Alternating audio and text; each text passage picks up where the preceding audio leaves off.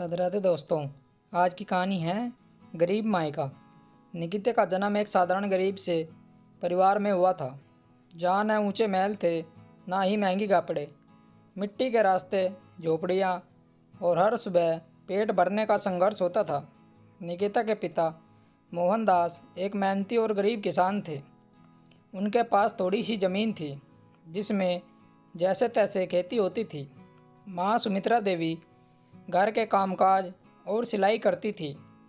परिवार में निकिता के अलावा उसके दो भाई भी थे। बचपन से ही निकिता ने अभावों का सामना करना सीखा था। त्योहारों पर भी नए कपड़े मुश्किल से मिलते थे और स्कूल की फीस भरने के लिए माँ को अपने गहने गिरवी रखने पड़े थे। लेकिन गरीबी से निकिता का हौसला नहीं टूटा। वह हमेशा स्कूल की पढ़ाई में अव्वल रही। दिन में खेतों में मदद करना और रात को लालटेन की रोशनी में पढ़ना उसकी दिनचर्या थी। जब वह ग्रेजुएशन कर रही थी तो उसकी मुलाकात श्याम से हुई। वह एक धनी परिवार का लड़का था। उसे निकिता देखते ही पसंद आ गई। निकिता का शर्मीला स्वभाव, उसकी मेहनत की कहानी, सब कुछ शाम को भाने लगी। एक दिन मेले में जब दोनों आमने सामने आए, श्याम ने बिना संकोच के अपने प्यार का इजहार किया। निकिता हक्की बक्की रह गई थी। उसने सबसे पहले अपनी गरीबी का एहसास हुआ। वह बोली, श्याम जी, हम गरीब लोग हैं। हमसे रिश्ता जोड़ना आपके लिए शर्म की बात हो सकती है। लेकिन श्याम ने वादा किया, पैसा कोई मायने नहीं रखता निकिता, मुझे तुम्हारी सच्चाई से प्यार है। निकिता ने यह बात अपने पिता को बताई। मोहनदास ने पहले तो इनकार किया, लेकिन जब देखा कि लड़का सच्चा है तो भारी मन से हाँ कर दी।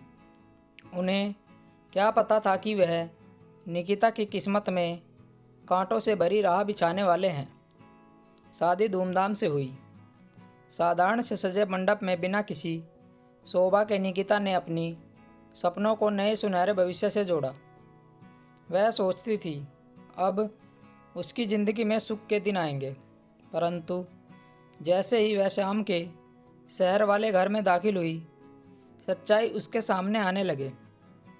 शाम का परिवार, माँ शोभा देवी, बहन दिव्या और भाई की पत्नी सुनीता सब सामने थी।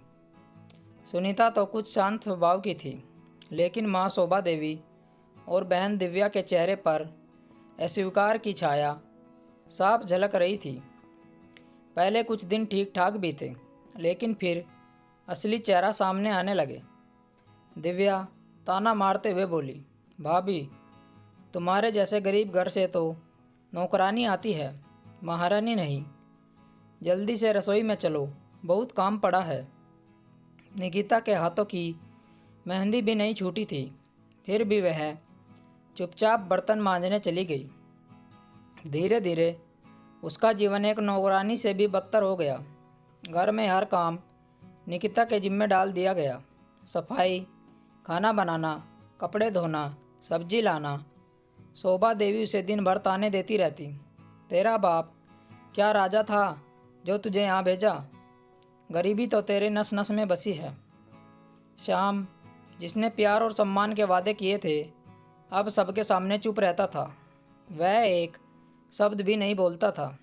धीरे धीरे श्याम भी वही बातें कहने लगा। प्यार की जगह उपेक्षा ने ले ली। यह सुन निकिता का दिल टुकड़े टुकड़े हो गया।